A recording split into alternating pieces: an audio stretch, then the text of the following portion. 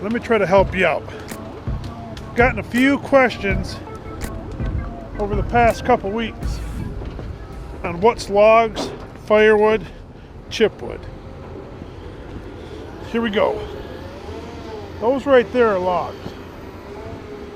They're different than the logs over here. Them go to a different place than these logs go to.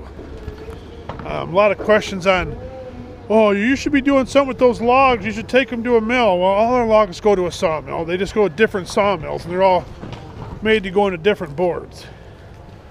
Logger Wade would be a perfect person to explain all the different logs. So, if you ever want to do a video on that, that'd be most excellent. Then these are more logs here. Cant logs here. All these. And then the firewood's at the end. So you can see where they switch there.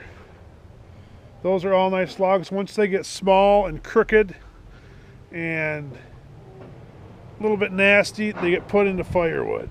But anything that's nice and straight, those are a little dark centered. Some of those maple there, but for cant logs they'll work. They're not a high quality log, they're a low quality log. The stuff out front was a higher quality, better log, grade log. Then you get your firewood once you get into the nasty stuff. So let's go for a walk and I'll try to explain what all this stuff looks like in a bundle. And there's some stuff right here by the landing that's really easy. We got a couple big nice maples there. A couple decent maples. But here's a bundle that Paul pulled away from the chipper when we switched to Poplar. And that's what it looks like after you've cut the logs and the firewood out of them. I mean, it's just small, a lot of limbs, crooked. There's nothing really else we could do with those. So therefore, they get thrown in the chipper. And all that's deciphered between us up there. Once it gets pulled up, we look at it and we can tell exactly what to do with each tree. And every bundle is different. That's the joy of it. That's what keeps you your head on a swivel. It makes the day go by. Because it's like there's no two bundles that are the same. You're always different trees around. So whether you're looking at, some bundles have a bunch of logs in them. If they have a bunch of logs, he'll shoot them right in the middle, in between the chipper and slasher, so the slasher guy can grab them. And if they're a bunch of chipwood, he throws it on the conveyor side of the chipper. And if there's a log or two, you'll see me sort that out and throw it over. Now, I forget who it was who was sitting at home running it from his house. I like that comment. Who was picking apart the bundles with me. That was cool. But, so we get back here. Let's look at some bundles and we'll try to figure out what's going on. I'm just trying to help you explain. Because I've gotten a lot of questions over the last month on, well, that looked like a log. And why did you chip that? Why didn't you chip that? And there's all kinds of different reasons why some get chipped and some don't get chipped. So you got this bundle here, and you got a maple log there, an ash log there, and a maple log right there. And this stuff here can go, this right here will probably go firewood, and this will probably go firewood, those two ash. And the rest of the stuff, you see how this maple's real crooked right here? That's hard to get through that processor because it's not on the tray right. So we'd go ahead and chip that maple. And that ash, and that one maple down there, that's crooked too. That's got the same type of deal this does. So you'd cut that into a log there, that ash into a log, and that maple. You'd probably cut firewood out of these two, and maybe another stick of firewood out of something else. But other than that, that smaller stuff would probably be chipped besides these two. And again, once it comes up between us, after you've sat in there for so many hours and seen so many bundles after bundles after bundles, it's just really simple. It just becomes natural, I guess. And then when you sit beside the other operator in the slash or a chipper, you figure out what he's going to do, what you're going to do. I can look and see if Tom's still cutting a log. I'm going to grab some of that. I'm going to flip that log out of that bundle and grab some chipwood underneath it. That way if I can stay busy.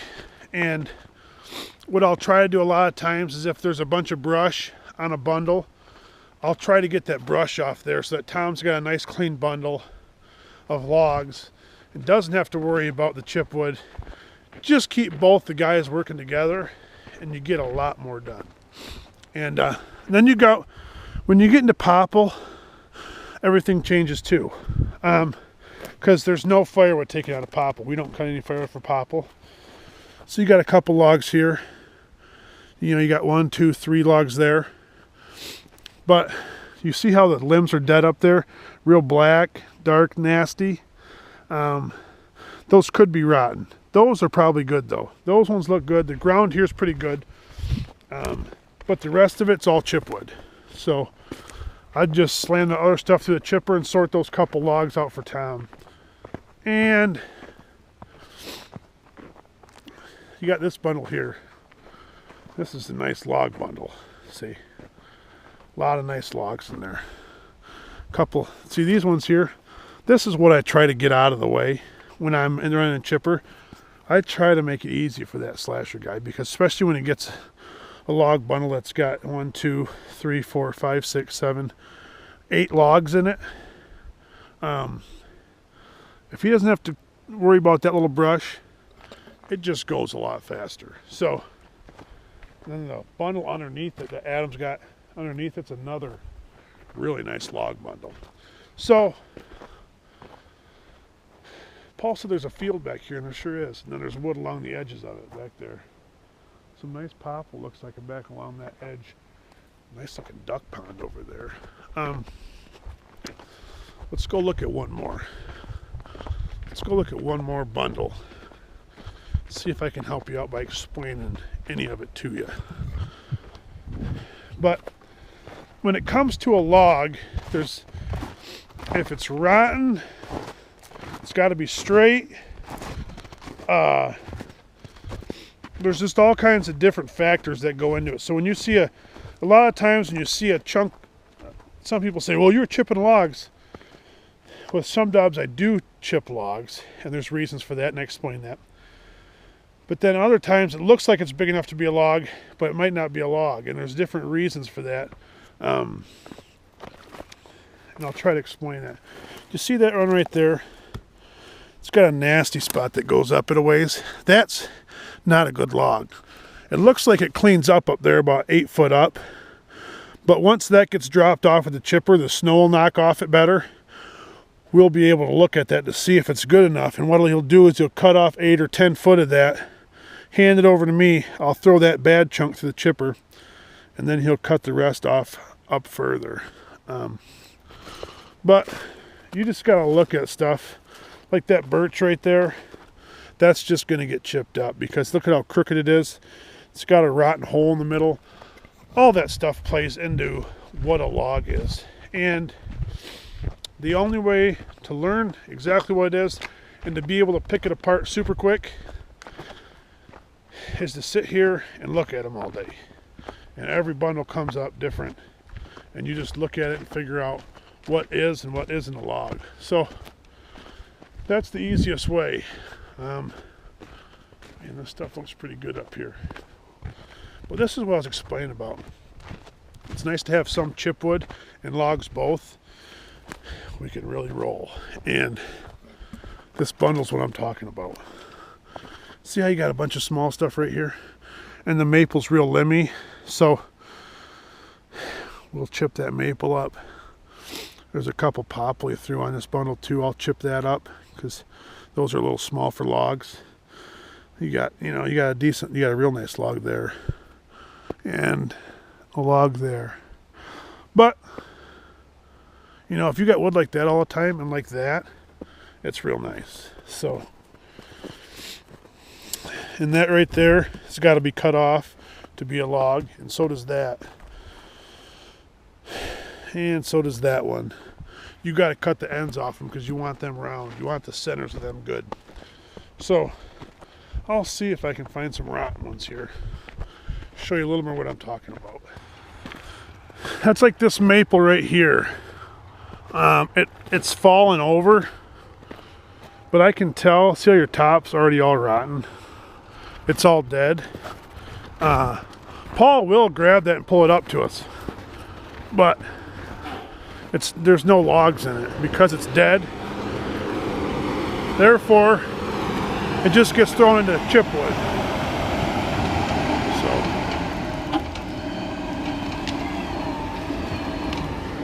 There's just a couple little wet spots. Just not even wet, just kind of mushy. And we've been putting some bark in there. But yeah, if you look at this, that right there is all chipwood. It's a big chunk of wood, but it's all punk. There's no logs to it. Okay. Now here's more what I'm talking about.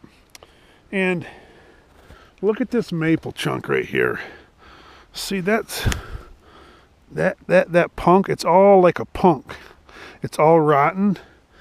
That is no good for logs. It's just chipwood is all it's good for. I don't know if it cleans on up the tree. I can't tell with all these other bundles out. Sometimes they won't clean up at all. And you just chip it and people will be, well, you're chipping nice logs. No, there's a lot more that goes into it than just the size. And then you got this ash here. And this ash is starting to get more and more like this here. And that's no good. That's rotten all the way around. So, and that one there, same thing. Once you cut off 10 foot, you get up to that curlicue up there, and there's not a log there either. So say you cut a chunk off it and it don't clean up, you only got a little bit of log, and then it goes into crooked, and that's where we get our firewood. It's up there in that crooked stuff, where it's not really, you can't pull any logs out of that piece right there.